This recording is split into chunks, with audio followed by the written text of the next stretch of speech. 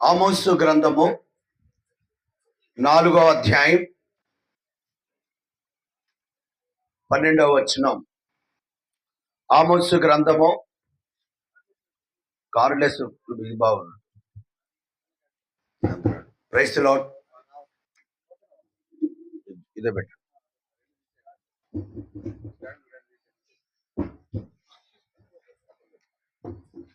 ఆమోసు గ్రంథము మళ్ళీ తగ్గించారు. ఆమోసు గ్రంథం చూడడానికి బాక్సులు మాత్రం ఊరంతా విగ్రహం పుష్టి నైవేద్యం నష్టలాగా ఉంది. ఆమోసు గ్రంథము 4వ అధ్యాయం 12వ వచనాన్ని కలిపి చదువుకుందాం. ఓకే.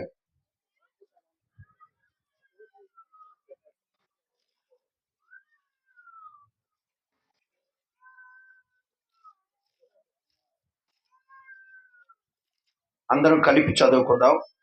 ఆమోసు గ్రంథం 4వ అధ్యాయం 12వ వచనం. మీ దేవుని సన్నిధిని కనపడుటకై సిద్ధపడుడి. ఏంది అందరు చదవమని చదివినట్లేదు. ఒకసారి అందరు మాటలు వచ్చిన వాళ్ళు అందరు చదవండి. చదువుచ్చిన వాళ్ళందరూ. మీ దేవుని సన్నిధిని కనపడుటకై సిద్ధపడుడి. ఇప్పుడు కొంచెం పెరిగింది. నాతో ప్రతి ఒక్కరు కూడా పలకండి. మాటలు వచ్చిన వాళ్ళందరూ పలకండి. మాటలు రాని వాళ్ళు తప్ప ప్రతి ఒక్కరు దేవుడు మాటలు పలకండి. మీ దేవుని సన్నిధిని కనపడుటకై సప్సప్పున్నారు. మీ దేవుని సన్నిధిని కనపడుటకై సిద్ధపడుడి. ప్రార్థన చేసుకుందాం. ప్రేమ కలిగిన మా పరలోకపు తండ్రి, పరిశుద్ధుడు అయిన మా దేవా, స్తోత్రములు.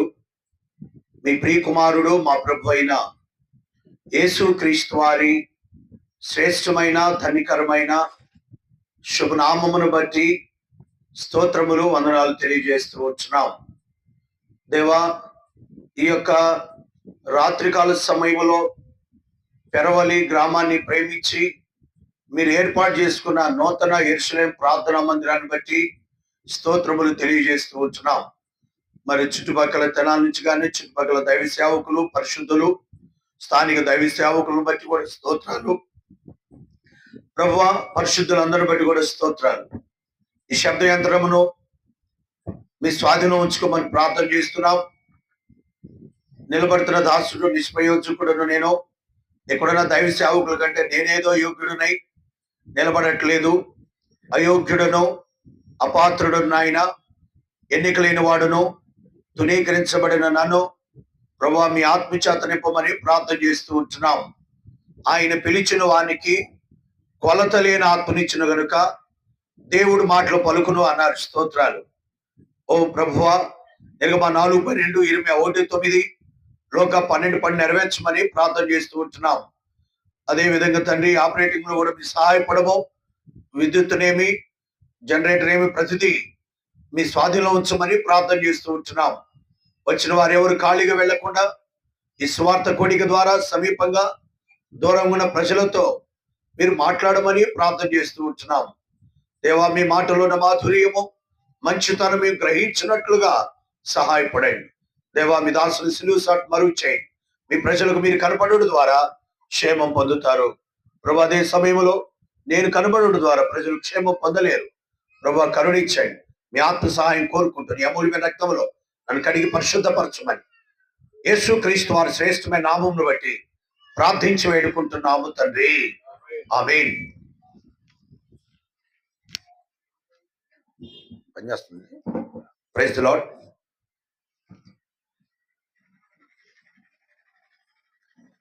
ఈ ఆమోసు గ్రంథము 4వ అధ్యాయం 8:20 అయింది. ఉదయం మధ్యాహ్నం సమయంలో యవనస్తులు కూడిగా మాట చూసాం. దేవుడి సన్నిధిన సిద్ధపడుట ద్వారా బలం పొంది గొప్ప కార్యాలు చేసిన యవనస్తులను చూస్తూ వచ్చాం. ఏ వ్యక్తి అయితే దేవుడి సన్నిధిని కనపడటానికి సిద్ధపడతాడో ఆ వ్యక్తికి దేవుడు బలం ఇస్తాడు. వానికి ద్వారా గొప్ప కార్యాలు దేవుడు జరిగిస్తాడు. దాని లక్షణాలు ఒక 2 మాత్రమే చూసాం. అయితే తిరిగి ఈ రాత్రి సువార్త కూడి కనుక మరి ఏమంటున్నాడు, ఎవరితో మాట్లాడుతున్నాడు ఇది అంటే అన్ని జనులతో కాదు, ఇశ్రాయేలీలారా. ఏమంటున్నాడు? ఎవరు ఇశ్రాయేలీలు? అంటే జాతి ప్రకారంగా పుట్టినంత మాత్రాన ఇప్పుడు ఇశ్రాయేలు అనబడరు. ఆత్మ సంబంధమైన అనుభవం కలిగిన వాడే ఇశ్రాయేలీయుడు. కాబట్టి అయితే వారు ఇశ్రాయేలీలు, దేవుని జనాంగమే, దేవుని నామం పెట్టుకున్న వారే. కానీ నామం ఆయన్ని పెట్టుకున్నారు, కానీ ఆయన నామానికి ఇవ్వాల్సిన ఘనత, ఆయన నామానికి రావాల్సిన మహిమను ఇవ్వలేకపోయారు. ఆ అధ్యాయం అంతా కూడా చూస్తే ఆయన తట్టు తిరిగిన వారు కాదు కాదు కాదు అంటున్నాడు. ఎన్నోసార్లు వారిని దేవుడు హెచ్చరిస్తూ వచ్చాడు, మాట్లాడుతూ వచ్చాడు. అయినా కూడా వారు లోబడని స్వభావం కలిగిన వారుగా ఉంటున్నారు. అయినప్పటికీ ఆయన ప్రేమ కలిగిన దేవుడు, ఇశ్రాయేలీలారా, నా జనాంగమా, నా జనాంగమా, నా స్వకీయ సాంపత్యమా, మీరు దేవుని సన్నిధిని కనబడటానికి సిద్ధపడండి, సిద్ధపడండి. ప్రభు మాట్లాడుతున్నాడు, ప్రభు పిలుస్తా ఉన్నాడు. ఎందుకంటే ఆయన సన్నిధిలో కనపడి సిద్ధపడడం ద్వారా నీకు మేలు జరుగుతుంది. నువ్వు ఆయన సన్నిధిలో కనపడకపోతే ప్రభు చిత్తం మీద రేపు ఉదయకాలం బైబిల్ స్టడీలో దేవుని సన్నిధిలో నువ్వు ఇక్కడ కనపడితే రేపు అక్కడ ఎట్లా కనపడతావో ఆ మాట మీద రేపు ఉదయం చూస్తావు. ఈ రాత్రి సువార్త కొడికలో దేవుడు పిలుస్తున్నాడు, ఇశ్రాయేలీలారా, మీరు దేవుని సన్నిధిని కనపడటానికి ఏం కమ్మంటున్నాడు? సిద్ధపడండి. ఎవరు మాట్లాడుతున్నారు? దేవుడే మాట్లాడుతున్నాడు. ఎందుకని బాగు చేయాలని, నిన్ను బాగు చేయాలి. ఎందుకంటే ఆ 4వ అధ్యాయం ఆరంభం నుంచి చూస్తే ఆ 11వ వచనం వరకు కూడా వారు పాడైపోయిన వారుగా ఉంటున్నారు. అయితే దేవుని సన్నిధికి రండి, మిమ్మల్ని నేను బాగు చేస్తానని పిలుస్తూ ఉంటున్నాడు. ఆ ఉద్దేశంతో పరిశుద్ధ గ్రంథం బైబిల్లో మార్కు సువార్త 10వ అధ్యాయం 49వ వచనం చివరి మాట ఒకరి గట్టిగా చదవండి. మార్కు సువార్త 10వ అధ్యాయం 49వ వచనం చివరి లైన్. ఆయన నిన్ను పిలుచుచున్నాడు. చాలు. ఈ రాత్రి ఎందుకు పిలుస్తున్నాడు? దేవుని సన్నిధికి ఎందుకు పిలుస్తున్నాడు? అక్కడ ఒకరిని పిలిచాడు దేవుడు, ఒకరిని పిలిచాడు. ఎక్కడికి? ఆయన యొద్దకి. ఏమని చెప్పాడు వారితో? వారిని నా యొద్దకు అంటే ఏంది? ఆయన యొద్దకంటే ఆయన సన్నిధికి, ఆయన యొద్దకంటే ఆయన సన్నిధికి. కాబట్టి ఎందుకు ఉద్దేశంతో పిలుస్తున్నాడు అంటే వాడిని బాగు చేయాలని ప్రభు ఉద్దేశిస్తున్నాడు. ఈ రాత్రి గ్రామంలో ఉన్న, సమీపంగా దూరం తింటున్నా, నువ్వు ఎవరివైనా, ఏ కులమైనా, ఏ మతమైనా, నువ్వు ధనికుడువైనా, పేదవాడువైనా, స్త్రీవైనా, నువ్వు ఆత్మీయంగా పాడైపోయావు. ఒకవేళ శారీరకంగా నువ్వు బాగుండొచ్చు, శారీరకంగా నీకు ఏమి తక్కువ కాకపోవచ్చేమో, కానీ నువ్వు ఆత్మీయంగా నశించిన స్థితిలో ఉన్నావు, పాడైపోయిన స్థితిలో ఉన్నావు. అందుకని రాత్రి దేవుడు నిన్ను పిలుస్తున్నాడు, ఆయన నిన్ను పిలుచుచున్నాడు. దీంట్లో చూస్తే ఎవరు పిలిచే ఆయన ఎవరు? ఎక్కడి నుంచి వచ్చి పిలుస్తున్నాడంటే పరలోకం ఉండాల్సిన దేవుడు భూమి మీదకి వచ్చి పిలుస్తా ఉన్నాడు. ఎవరిని పిలిచాడు ఇక్కడ అంటే గుడ్డివాడిని. ఎవరిని? గుడ్డివాడు. ఈ గుడ్డివాడిని బాగు చేయాలని, ఈ గుడ్డివాడిని దేవుణ్ణి చూపించాలని దేవుడు పిలుస్తా ఉన్నాడు. ఈ రాత్రి దేవుడు నేను బాగు చేయాలని పిలుస్తా ఉన్నాడు. ఈ రాత్రి నీవు బాగుపడాలనుకుంటే ఈ వాక్యం వినాలి, దేవుడి మాట వినాలి. ఏంటుంది గుడ్డివాడు?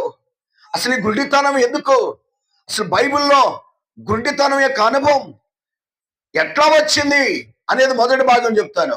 తర్వాత నిన్ను అంటే ఏ లక్షణాలు కలిగిన అనుభవం ఉన్నాడు ఈ గుడ్డివాడు, అది 2వ భాగం చూస్తాం. 3 అతడు బాగుపడటానికి కలిగే లక్షణాలు ఏంటి? దీన్ని 3 భాగాలుగా ఈ వచనాన్ని, ఈ యొక్క భాగాన్ని మీకు వివరిస్తాను. మొట్టమొదటిగా ఈ గుడ్డివాడు ఏ విధంగా, ఎందుకు ఈ గుడ్డితనం అనుభవం, అది ఆత్మీయమైన అనుభవం చూస్తాం. రండి, యోహాను రాసిన మొదటి పత్రిక 2వ అధ్యాయం 11వ వచనం. గుడ్డితనము ఎలా ఎలా ఈనాడు మన స్థితి కూడా అదే. బైబిల్లో ఎట్లా గుడ్డివాళ్ళు అయిపోయారు. ఎందుకు గుడ్డివారు అయిపోయారు? ఈ దినాల్లో కూడా గుడ్డితనం ఏంటి? యోహాను రాసిన మొదటి పత్రిక 2వ అధ్యాయం 11వ వచనం.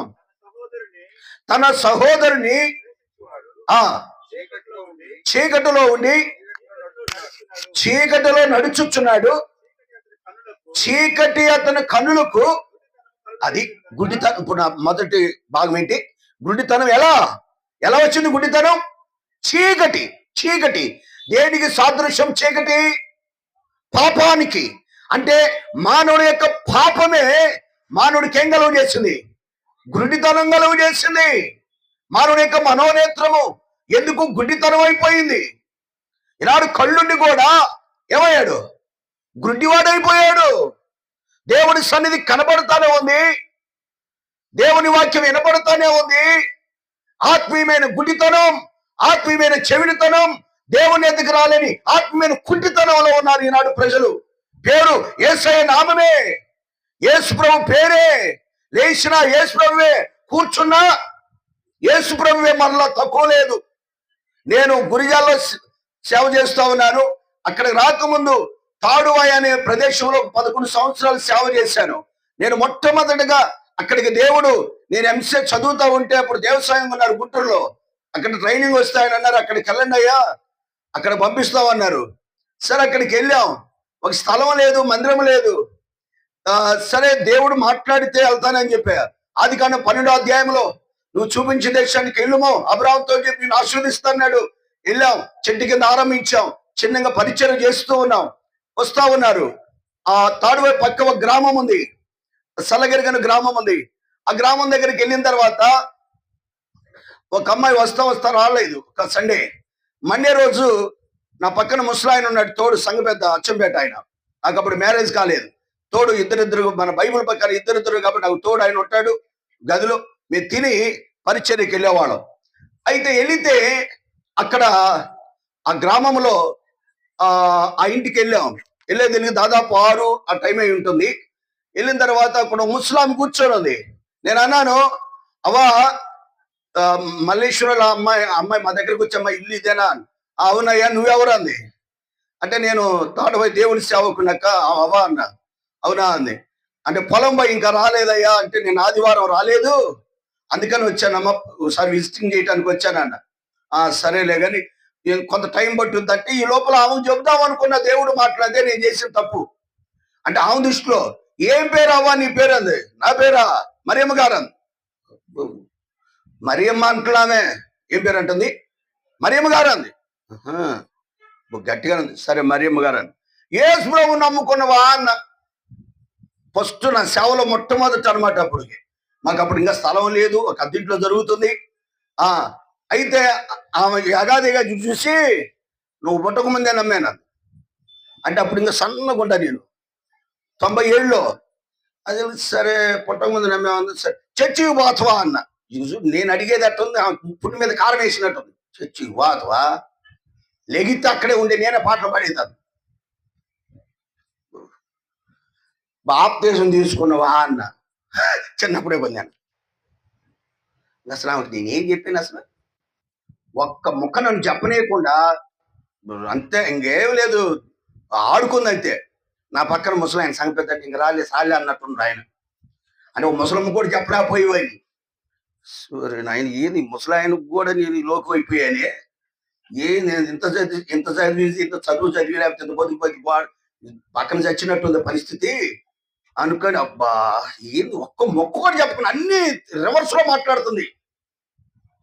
సర్లే అనుకుని మళ్ళీ వస్తాను అనుకొని పోతావు. ఇంక రా అంటే నా ముందుకు పోయిన ముసలాయన కూడా నాకెట్టి ఇంక రాలే అన్నాడు. సరే అంటే ముందు పోయే లోపల మనవరాలు వచ్చింది, చిన్న మనవరాలు. అంటే చదువుకు అమ్మ 5 సంవత్సరాలు 6 సంవత్సరాలు పాపం అటు బడికి పలక తీసుకుని పోయి వచ్చింది. నేను పోయాను అనుకుంది. ఎక్కడికి వచ్చినా తొందరపాటు నేను. అంటే మీరు కూడా ఇక్కడ ఉంటాను అనుకోబాకండి. అయితే ఈ ఆలోచన ఆయన ముందు పోయాడుగా నేను పోతుంటే, నేను కనపడలేదా ముస్లింకి? దాదాపు 80 ఉంటాయి ఆమెకి. యేసు ప్రభు తండ్రి నాయన చుట్టపోగా కేడుంది అంద మనోరాన్ని. దొరికావు ముసలని. ఆ చీర నెట్టే. ఏ చీరమ్మ? దండం మెత్తలు. ఆ దండం ఆరేసి ఉందనమాట. శ్రీరామం వెనకాల ముసలం మంచం మీద కూర్చుంది. దండం ముందుకు వెళ్ళిపోయాను. నేను కనపడలేదు ఆమెకి. ఆ చీరాడు పక్కనెట్టా. ఏందవ్వా అన్న. మమ్మ నువ్వు బాగాలేదన్న. వచ్చి అంత తొందరగా బానవ్వా నేను అన్నా. ఏం పేరు నీ పేరు అన్న. ఇప్పుడు మరియమ్మ గారు అందే. మరియమ్మ కూడా అంటున్నా అంటుంది, నువ్వు నన్ను ఆడుకుంటావా నువ్వు రామసురాయి, నువ్వు రాయ నాయన పిలిచా. ఏంది మరియమ్మ చుట్టదాగుద్దా అన్న. ఇంకో మాట, మా అబ్బాయి పాస్టర్ గారు ఇక మా పక్కనే చర్చి, ఓ మా తాతల నుంచి ఉంది ఇక్కడ ఉంది. ఆహా, నేను చుట్టదాగటానికా అన్న. మరియమ్మ బైబిల్లో చుట్టదాగిందా అన్న. ఆ పేరు పెట్టుకొని నాశనం చేసివు కదా అన్న. మరి ఏంది పాటలు పాడేది నువ్వేనా చర్చిలో అన్న. ఇది చుట్టదాగి పాడతావా అన్న. ఇక చూడు మొత్తం ఆడి బాప్తిసం, నేను పుట్టక ముందు పొంది బాప్తిసం ఎందుకన్న. ఇక నోరు ఎత్తలేదు, ఏడ్చింది ముసలమేక. ఇప్పటికైనా పాపాలు ఒప్పుకో. యేసు మీ అబ్బాయి పాస్టర్ అయినా, చర్చి మీ ఇంటి అమ్మటున్నా, మీ తాతల ముత్తాతని స్థాపించిన, నీ పేరు మరియమ్మైనా, యేసుప్రభు తల్లి పేరు అయినా, ఎవరు యేసుప్రభు పేరు పెట్టినా నువ్వు పరలోకం చేరు. అదొక్కడ చాలు. బొక్కావాని తైలంలో సత్యనయ్యగా ఒక్కటున్నా చాలు నీ జీవితానికి. అంటే నిజమేనయ్యా, ఇంతగా ఎవరు చెప్పలేదయ్యా, దేవుడే చెప్పించాడు నీ కోసం అంటే, అయ్యా నా కోసం ప్రార్థన చేయరు. ముసలాయన బయటకు వచ్చిన తర్వాత మావుడుగా విలువని లేకపోతే నన్ను ఆడుకోడు. ఈయన దారిని ఆడేవాడే. కాబట్టి జాగ్రత్త. నామకార్థంగా లేచినా కూర్చున్నా యేసు ప్రభు, దీనివల్ల నీకేం ఉపయోగం లేదు. అందుకనే మిమ్మల్ని బట్టే నా నామం దూషించబడుతున్నట్టున్నాడు. నీ పేరు బట్టి కాదు. కొన్నిసార్లు పేర్లు ఉంటాయి. ఒక ఆమె అంటుంది, అమ్మా మీ యేసు అక్కడ తాగి పడిపోయినట్టు. ఏ యేసు? యేసు ప్రభు తాగుతురా? ఎంత దుర్మార్గం పేర్లు పెట్టుకొని. అందుకని నేను అసలు ఆ పేర్లు ఎవరికి పెట్టను. యేసు అని పేరు పెట్టను అసలు నేను. ఎందుకంటే అనర్హులు మనం, అన్ఫిట్. ఈ యేసు అని మీరు తెలియని అరే ఏ చిత్రారా అంటుంది. రేసు కానీ చూడు బలి చెప్పినాను. మరి అంత దూరం మాకు ఏంది పదాలు? బైబిల్ ఎన్ని పేర్లు లేవు. ఏమి పెట్టడం. ఇంకొక ఆమంటుంది, అమ్మ మీ మరియదాసు అక్కడ పడిపోయింది అమ్మ దిగంబర స్వామి అంటుంది. మరియదాసు దేవదాసు ఏంది? దేవుడి నామం దోషణ కాకూడదు. నీ పేరు కాదు కావాల్సింది. ఒక ఆయన అన్నాడు, నీ పేరన్నా మార్చుకో, బతుకన్నా మార్చుకోరా అన్నాడు. నీ పేరుని బట్టి నీ పరలోక రాజ్యం లేదు. మతాన్ని బట్టి. క్రైస్తవం అనేది మతం కాదు. చెప్తున్నా, నేను కూడా హైందవ కుటుంబంలోంచి వచ్చాను. యేసు ప్రభు అంటే మాకు తెలియదు. ఏ మతం కులం అనేది మానవుని మత్తు మందు లాంటిది. మతం గురించి ఎక్కడా చెప్పబడలేదు. ఇది మార్గం. ప్రియమైన దేవుని బిడ్డలారా, ఈ రాత్రికాల సమయంలో ఆయన నిన్ను పిలుస్తున్నాడు. ఈ గుడ్డితనం ఎందుకు వచ్చింది? ఈ గుడ్డితనం చూస్తే చీకటి అంటే పాపం. దానికి రుజువుగా సంసోను పాపం ఏం చేసింది? సంసోన్ని ఏం చేసింది? గుడ్డివాడిని చేసింది. వాని పాపమే. కళ్ళున్నవాడు, ఇశ్రాయేలుకు న్యాయాధిపతి వాడు, నాజీరు చేయబడిన వాడు, ప్రతిష్ఠించబడిన వాడు. అయ్యా మాట్లాడబాకండి. దేవుని జనాంగమే, దేవుని పేరే, దేవుని బిడ్డే, ఇశ్రాయేలుకు న్యాయాధిపతి, ప్రతిష్ఠించబడిన వాడే. కానీ పాపం అతను ఏం చేసింది? గుడ్డోని చేసింది. దేవుడి నామం ఏమైంది అక్కడ? దోషణపాల గుళ్ళో. కారణం పాపం గుడ్డివాణ్ణి చేసింది. ఈనాడు సంసోనే కాదు, ఎంత మందిని పాపం. ఎరగనోళ్ళ సంగతి కాదు నేను చెప్పేది. ఎరిగానని చెప్పుకునే వారిని కూడా ఎంతో మందిని గుడ్డివారిని చేసింది. జాగ్రత్త. ఈ రాత్రి సంసోను వలె ఏ పాపం నిన్ను పట్టి నిన్ను గుడ్డివాడిగా చేసిందేమో, ఈ రాత్రి దేవుడు నిన్ను పిలుస్తున్నాడు. నిన్ను బాగు చేయాలని పిలుస్తున్నాడు. నీ మనోనేత్రం వెలిగించాలని పిలుస్తున్నాడు. నిన్ను బాగు చేయాలని పిలుస్తూ ఉంటున్నాడు. ఇది మొట్టమొదటి మాట. రెండోది గుడితనం కాదని రెండవ కారణం, కొరింథీయులకు రాసిన పత్రిక 4వ అధ్యాయం 4వ వచనం. త్వరగా చదవండి. కొరింథీయులకు రాసిన 2వ పత్రిక. దేవుని స్వరూపి అయిన క్రీస్తు మహిమ కనపరచు నిమిత్తం సువార్త ప్రకాశము వారికి ప్రకాశింపకుండా నిమిత్తం ఈ యుగ సంబంధమైన దేవత అవిశ్వాసులైన వారి మనోనేత్రమునికి ఏం కలుగజేస్తుంది? ఇక్కడ రెండు విషయాలు ఉన్నాయి. రెండోది, అవిశ్వాసం మానవుని గుడ్డితనంలో తీసిపోయేది ఏంటి? అవిశ్వాసం. నమ్మకపోతే వాడు గుడ్డితనములో మనోనేత్రం వెలిగించబడిన అనుభవం కాదు, వాడిని వెలిగించబడలేదు. అందుకనే యేసు ప్రభువు చెప్పాడు, లోకాసువార్త 24వ అధ్యాయంలో, తీయొద్దులే కానీ 24వ అధ్యాయంలో ఏమన్నాడు? ప్రవక్తలు చెప్పిన మాటని నమ్మని మందుమతులారా. నమ్మబాటున్నారు వాళ్ళు. కళ్ళు ఏవైనాయి? మూయబడిన అనుభవంలో ఉన్నారు. ఎక్కడున్నారు వాళ్ళు? యేసు ప్రభుతో ఉన్నారు, యేసు ప్రభుతో నడుస్తున్నారు, యేసు ప్రభుతో తింటున్నారు, యేసు ప్రభుతో మాట్లాడుతున్నారు, కానీ బ్లైండ్, మూయబడిన అనుభవంలో ఉన్నారు. కారణం అవిశ్వాసం. ఇక్కడ కూడా ఏదో చెప్తున్నాడు, అవిశ్వాసము మానవుని యొక్క మనోనేత్రాన్ని ఏం కలుగ చేస్తుంది? గుడ్డితనం. ఈనాడు ఎంతకాలం అయింది నువ్వు అవిశ్వాసములో ఉండి? కాబట్టి నువ్వు దేవుని యందు విశ్వాసం ఉంచకపోతే ఇప్పుడు కొన్ని గుడ్డితనంలో ఉన్నట్టే. ఇప్పటికీ గుడ్డితనం. యేసు ప్రభువు జన్మించి 2025 సంవత్సరాలు అవుతుంది. ఇంకా నువ్వు విశ్వాసం ఉంచకపోతే నువ్వు గుడ్డితనంలో ఉన్నట్టే. ఇది రెండవ మాట. మూడోది, యుగ సంబంధం. ఈ లోకం కూడా మానవుని ఏం కలుగు చేస్తుంది? గుడ్డితనం కలుగు చేస్తుంది. లోతుని దీనికి ఉదాహరణ ఎవరంటే లోతుని ఏం చేసింది? గుడ్డితనం చేసిందని అంట. ఎట్లా గుడ్డితనం ఎట్లా చేసింది? లోతుని చూడటానికి ఎట్టుందంట? అది ఎట్టుంది? సొదమ గురం లాగుందా? సొదమ గమనం చెప్పేది ఏముందమ్మా? ఏదో తోట అది. అసలు ఏంది? వాని కళ్ళు గుడ్డి అయినాయా బాగున్నాయా? పక్కా గుడ్డి అయినాయి. ఏంటి అన్నాడు? చూడటానికి అది ఎంత ఏదైనా తోట, యెహోవా తోట అది. ఏ సొదమ గుమరం అట్టుందా? ఈనాడు మానవుడికి పట్టిన దరిద్రం అట్టుంది. అబ్బా ఏం బాగుంది అంటాడు. ఒరే నాయన, ఈ దైవజనుడు భక్తి సింగర్ సహవాసము చక్కగా ఉండదు రాన్నట్టు మాది మావులు లేదంటాడు. ఎందుకంటే వానికి అర్థం కావటంలే. ఎందుకని గుడ్డితనం. ఈ లోకం మానవుడిని, ఈ సొదమ గొమరం అదేది వాడిని ఏం చేసిందంటే, లోకానికి సాదృశ్యమైనది. ఆ లోకం వాడిని ఏం చేసింది? వాని కళ్ళు గుడ్డితనం కలుగు చేసి ఎంచుకున్నాడు దాన్ని. దేన్ని విడిచాడు? దేన్ని విడిచాడు? అబ్రాహాము యొక్క సహవాసం, అబ్రాహాముతో ఉన్న బలిపీఠం అనుభవాన్ని అబ్రాహాము వదిలిపెట్టి వెళ్ళిపోయాడు. నేను ఇటు వెళ్ళిపోతా. ఎందుకంటే లోకం మానవుని ఏం కలుగు చేసింది? గుడ్డితనం. ఎంత మోసం చేసింది సొదమ గొమరం లోకానికి. అందుకనే నమ్మవద్దు. ఇది మాయలోకం. ఇది ఆశ చూపి లోతును కూడా అదే చేసింది. ఆదామవ్వను కూడా అదే చేసింది. ఆశ చూపింది, మోసం చేసింది. అందుకనే ఈ లోకం ఎంత మోసం చేస్తుందో చూడండి. ఒకసారి ఏంటంటే, ఒక ఆయన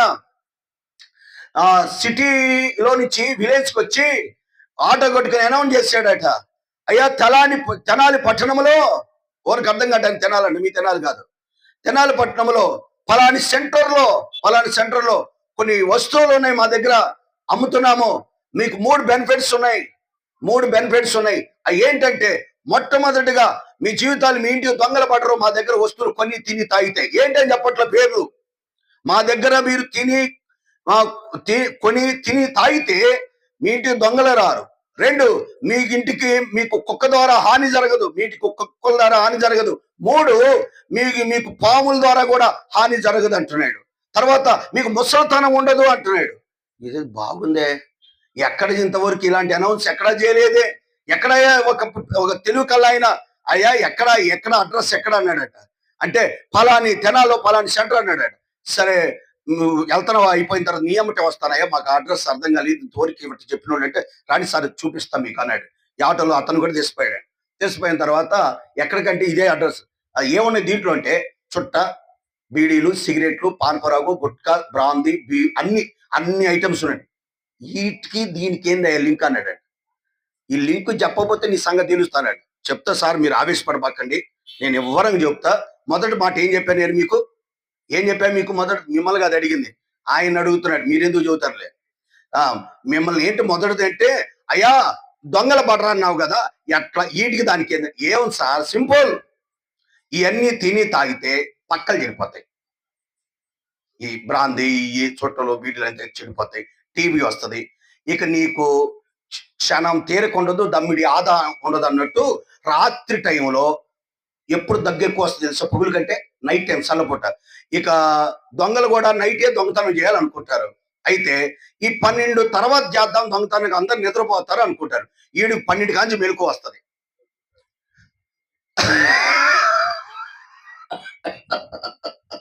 అనగానే ఎవడన్నా మేల్కొని ఉన్నాడు అనుకుంటాడా, నిద్రపోయాడు అనుకుంటారా?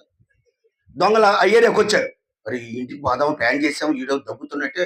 ఎవడు నిద్రలో దగ్గడు లేచే దగ్గుతాడు, అంటే మెలకు వస్తేనే దగ్గు వచ్చేది. అందుకని దగ్గు మంది ఇస్తారని మనకి నిద్ర పట్టడానికి. నిద్ర పట్టిన తర్వాత ఆవారు ఏవారు మొత్తం కొట్టుకొని వస్తుంది మనకి. అయితే ఇక్కడ వీనికి అనుకొని అరే ఇప్పుడు వద్దురై ఎవడో మేలుకొని ఇంట్లో అని 12కి వెళ్ళిపోయాడు. 2 గంటలప్పుడు వచ్చారు. అంటే కొద్దిగా పెరిగింది, అంటే కూలింగ్ అయ్యే కొద్ది కొద్దిగా పెరుగుతుంది.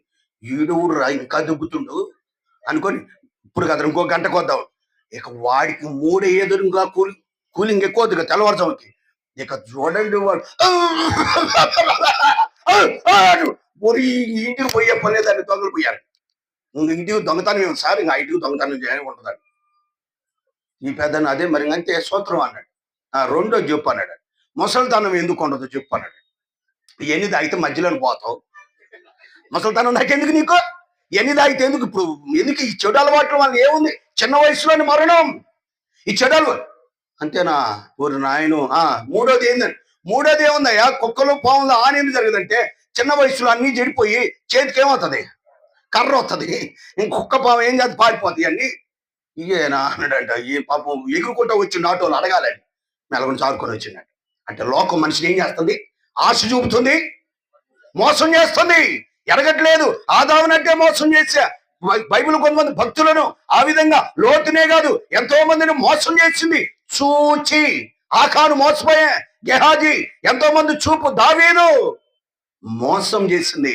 జాగ్రత్త, లోకం మానవుని మోసం చేస్తా ఉంది, మనోనేతను గుడ్డితనం కలుగజేసింది. ఇది 3వ మాట.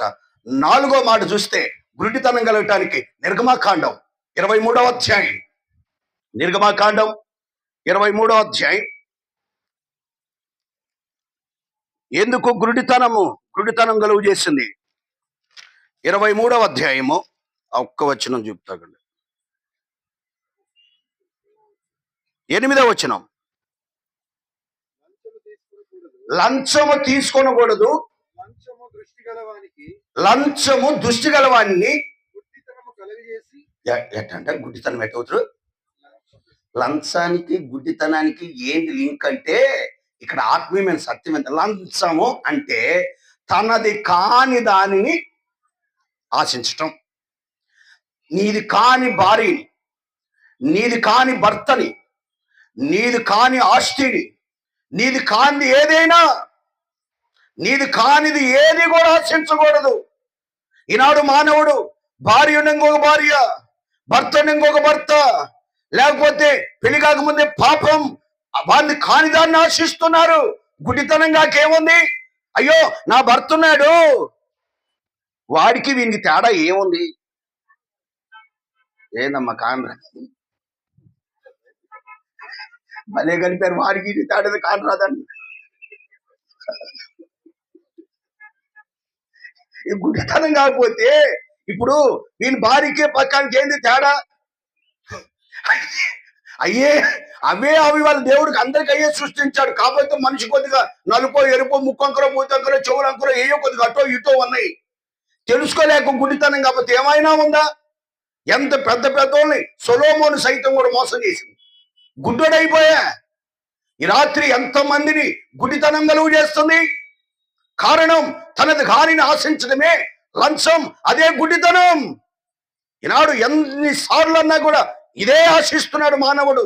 తెలిసి ఎరిగి, తెలియ కాదు తెలిసి కూడా జరుగుతా ఉంది. ఇది ఎన్నోది? ఇది 4వది. 5వది చూద్దాం.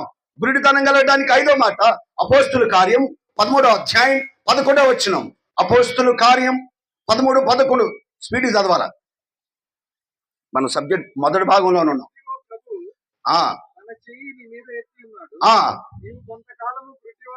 కొంతకాలమును గుడ్డివాడువై. చాలు. ఎందుకయ్యాడు గుడ్డోడు? అపోస్తుల కార్యం 13వ అధ్యాయం 11వ వచనం. అపోస్తుల కార్యం 13వ అధ్యాయం 11. ఎందుకు గుడ్డివాడయ్యాడు? అదే సారాంశం అయ్యా. ఇంకా మెయిన్ చెప్పాలా, లంచం డబ్బు ఇచ్చి అది కాదండి. అది అపోస్తుల కార్యం 8వ అధ్యాయంలో. ఇక్కడ అపోస్తుల కార్యం 13వ అధ్యాయం 11. కన్ఫ్యూజ్ అయ్యారే? తిన్నని మార్గం, మంచి మార్గాన్ని అనేకులు ఏం చేస్తున్నారు? చెడగొట్టేవాళ్ళు. ఒకరి సంఘంలో ఉన్న, ఊళ్ళో ఉన్న, కుటుంబంలో ఉన్న వాడు గుడ్డితనమే. ఈనాడు చెడగొట్టేవాళ్ళు లేరు. చెరపకరా చెడిదవు. ఈనాడు వాళ్ళు చక్కగా దేవుని సేవకుని పిలిపించాడు సెర్గి పౌలు. ఆయన అధిపతి. వాక్యం వినాలని ఆశతో విన్నప్పుడు వాళ్ళు వాక్యం చెబుతున్నారు, వీడు అక్కడే ఉన్నాడు. ఉన్నట్టు వాళ్ళు బాగానే ఏం చేస్తున్నాడు? చెడగొడుతున్నాడు. విశ్వాసంలోని చేంజ్ చేసాడు, వాళ్ళని తొలగించాను అని రాయబడింది. ఏం చేశాడు? ఆ దేమంతో చూస్తే తొలగించాడు. ప్రియమైన దేవుని బిడ్డలారా, విశ్వాసంలోంచి తన్ని చెడగొడుతున్నాడు. అనేకులు ఈనాడు ఏం చేస్తున్నారు? వాళ్ళు చెడిపోయారు, ఇంకొకరిని కూడా చెడగొడుతున్నారు. చెడగొడుతున్నావంటే ఆటోమేటిక్ నువ్వు దేంట్లో ఉన్నట్టు, నువ్వు గుడ్డివాడు అయ్యి అని అర్థం. నువ్వు గుడ్డివాడు కనుకనే నువ్వు చెడగొడుతున్నావు. ఇది ఎన్నోది? 5వది. 6 చూడండి. అపోస్తుల కార్యం 9వ అధ్యాయం 18వ వచనం. అపోస్తుల కార్యం 9:18. అప్పుడే అప్పుడు దాకా ఏమయ్యాడు? పొరలు ఏం చేసినాయి? గుడ్డితనం చేసింది. పౌలుని సౌలుగా ఉన్నాడు. సౌలుగా ఉన్నప్పుడు ఆ పొరలే ఏ పొరలు గుడ్డితనం చేసిన వారికి? ఏ పొరలు? పాపపు పొర, మతం. మెయిన్ మతం. ఈనాడు మానవుని గుడ్డితనం చేసిందంటే మతమే చంపుతుంది. మతమే మానవుని పాడు చేస్తుంది. మతమే మానవుని చిచ్చు పెడతా ఉంది. మతమే దూరం చేస్తా ఉంది. జాగ్రత్త. వాని కూడా, ఈ సౌలు కూడా మతమే వానికి ఏం చేసింది? గుడ్డితనం. కాబట్టి ఇంకా చెప్పాలంటే సౌలు నాకు అంతా తెలుసు అనుకుంటున్నాడు. ఈ గర్వము కూడా మానవుని ఏం చేస్తుంది? గుడ్డితనం కలుగు చేస్తా ఉంది. జాగ్రత్త. ఏ మతమైనా అది నీ గుడ్డితనంలో ఉన్నట్టే నువ్వు. కాబట్టి ఇది 6వది. 7వది లూకా సువార్త 24వ అధ్యాయం 30వ వచనం. లాస్ట్. ఆయన వారితో కూడా ఒక రొట్టెను పట్టుకొని దాన్ని విరిచి వారికి పంచిపెట్టగా వారి కన్నులు తెరవబడి 16 ముయ్యబడ్డాయన్నప్పుడు దాకా అయితే వారు ఆయన్ని గుర్తుపట్టలేదు. వారి కన్నులు మూయబడి చాలు. ఎందుకని యేసు ప్రభువారు వారితో ఉన్నాడా లేదా? ఉన్నాడు. వారితో నడిచాడా లేదా? నడిచాడు. వారితో మాట్లాడుతున్నారా లేదు? వీళ్ళే మాట్లాడుతున్నారు, ఆయన మాట్లాడుతున్నాడు, వాళ్ళు మాట్లాడుతున్నారు. సంభాషించుచుండిరి అని రాయబడి. సంభాషిస్తున్నారు. ఎంత దూరమో తెలుసా? కిలోమీటర్లు. 2 అడుగులు 3 అడుగులు కాదు. ఒక ఊరు నుంచి ఒక ఊరు దాకా ఏమవుతున్నారు? ఆ దినాలు కాలినడకనే.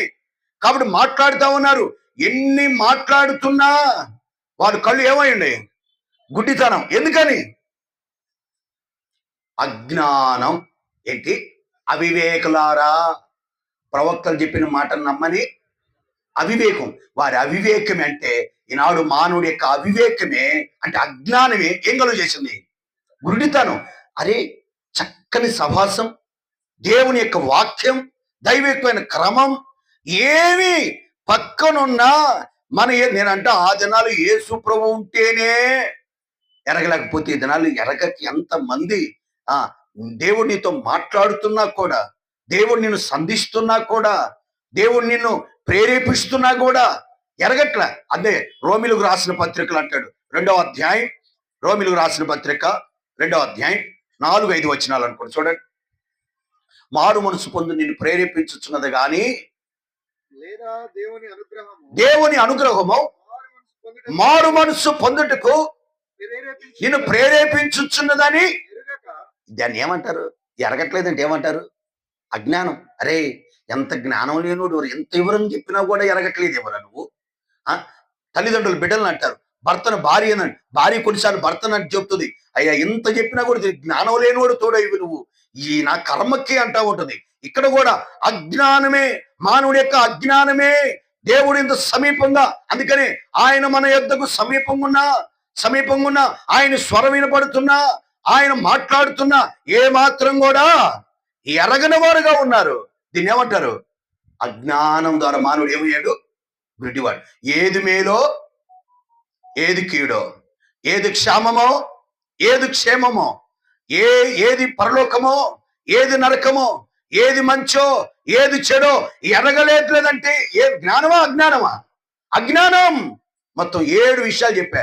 గుడ్డితనం కలగటానికి ఒక 7 విషయాలు చెప్పా. ఓకే, ఇప్పుడు ఈ గుడ్డివాడు ఏ అనుభవంలో ఉన్నాడు? నిన్ను పిలుస్తున్నాయన యేసు క్రీస్తు వారు, సర్వాధికారి, సర్వలోకనాథుడు, సర్వశక్తిమంతుడు, నిజమైన దేవుడు. ఆ దేవుడే నీ కొరకు వచ్చి భూమి మీద 33 సంవత్సరాలు జీవించి చనిపోయి సమాధి చేయబడి తిరిగి లేచాడు యేసు ప్రభు వారు. ఆ యేసు క్రీస్తు అని రాత్రి నిన్ను పిలుస్తున్నాడు, నిన్ను పిలుచుచున్నాడు. ఏ అనుభవంలో ఉన్నాడు? నిన్ను రండి, లోకాసు సువార్త 18వ అధ్యాయం 35వ వచనం. నిన్ను అని అనుభవం చూద్దాం. ఈ గుడ్డివాడు ఏ అనుభవంలో ఉన్నాడు?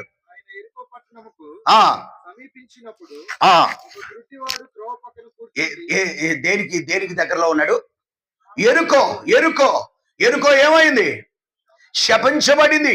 వాస్తవానికి ఎరుకో సువాసనే, కానీ అది శపించబడింది. ఈ శాపానికి శాపానికి ఎందుకు సమీపంలో ఉన్నాడు అంటే, అసలు శాపం ఎందుకు వచ్చింది మానవుడికి అంటే పాపము లేనంత కాలం మానవుడి మీదకి ఆశీర్వాదం ఉంది. ఏ నోటితో దేవుడు ఆస్వాదించాడో 1వ అధ్యాయం 28లో, అదే నోటితో 3వ అధ్యాయంకి వచ్చేసరికి ఏం చేశాడు? శపించాడు. కారణం మానవుడి యొక్క పాపమే దేని కారణమైంది? శాపానికి కారణమైంది. అంటే ఇప్పుడు నిన్ను అని పిలిచిన కాడు ఏమనాలంటే, పాపములో ఉన్న నిన్ను. ఈ రాత్రి గుడ్డివాడే కాదు, పాపములో ఉంది. ఏ భేదము లేదు, అందరూ పాపం చేశారు. నువ్వు క్రైస్తవితుడు అయినా, నామకార్థ క్రైస్తవుడు అయినా, నీ పేరు ఏదైనా, ప్రతి మానవుడు పాపాత్ముడు. అందుకని దావీదు మహాభక్తుడు అంటాడు, నేను పాపములోనే పుట్టాను, పాపములోనే నా తల్లి గర్భము దాల్చింది. పాపోహం పాపకర్మ పాపాత్మ పాప సమూహం త్రాహిమాం కృపాయి దేవ శరణాగత వత్సల అంటున్నాడు. ఏ ప్రభు, నేను పాపములో పుట్టా, పాపంలోని జీవిస్తున్నా, పాపాన్ని తింటున్నా, పాపాన్ని తాగుతున్నాను, దాంట్లోనే జీవిస్తున్నాను, దీంట్లోంచి విడుదల చేయి నాయన శరణ కోరుతున్నాడు. ఎవరు విడుదల చేయాలి? ఆ యేసు క్రీస్తు పరిశుద్ధుడైన దేవుడే. కాబట్టి మానవుడు జన్మతః కర్మతః పాపంలోనే పుట్టి పాపంలోనే జీవిస్తూ, ఒక ఆయన మన డిఎన్ఏలోనే పాపం ఉందిరా నాయన, అట్ట మానవుడు అంత ఏమైపోయాడంటే బానిస అయిపోయాడు. ఆదాము నుంచి మానవుడు పాపంతోనే వస్తూ ఉంటున్నాడు. కాబట్టి జాగ్రత్త. పాపం అంటే ఏదో పిల్లిని చంపితేనో కోతిని చంపితేనే కాదు. నీ చూచే చూపులో, వినే వ్యర్థమైన మాటల్లో, మరి మాట్లాడే మాటల్లో, క్రియల్లో, పాముకు కొరల్లో ఉంటే, తేలుకు కొండిలో విషయం ఉంటే, మనిషికి నిలువెల్ల విషయమే. మొత్తం నరనరానికి పాపం. అందుకనే అరికాలు మొదలుకొని నడినెత్తి వరకు స్వస్థత లేదంటే ఆరోగ్యం అని కాదు, అక్కడ పరిశుద్ధత లేదు. ఎక్కడ చూసినా పాపమే. ఆలోచన పాపం, మాటలు పాపం, క్రియలు పాపం, అన్ని పాపమే. నువ్వు ఎవరివైనా సరే నువ్వు పాపివని ఈ రాత్రి దేవుడు మాట్లాడుతున్నాడు. అయితే పాపములో ఉన్న నిన్ను యేసయ్య ఏం చేస్తున్నాడు? ఈ రాత్రి పిలుస్తున్నాడు. నిన్ను బాగు చేయాలని, నీ మనోనేత్రం వెలిగించాలని, యేసయ్యను నీకు చూపించాలి, ఆ రాజ్యానికి వారసుడు చేయాలని ప్రభు పిలుస్తున్నాడు. ఇది మొట్టమొదటిది. రెండోది చూస్తే ఈ అనుభవం ఏ అనుభవంలో ఉన్నాడు ఈ గుడ్డివాడు? ఈ గుడ్డివాడు ఏ అనుభవం ఉన్నాడు? అంటే లేవీకాండము